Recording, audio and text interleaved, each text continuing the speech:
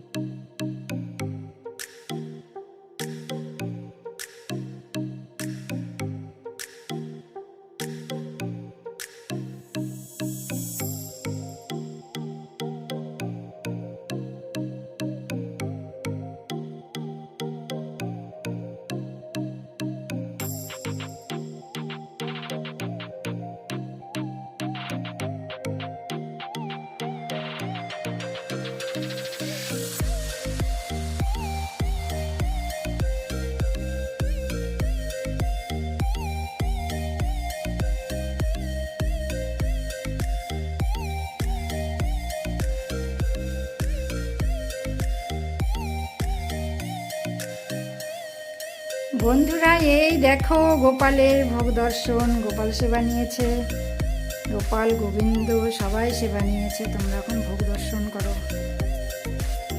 এখন গোপাল গোবিন্দ বিশ্রাম নেবে, আমরা প্রসাদ সেবা নেব।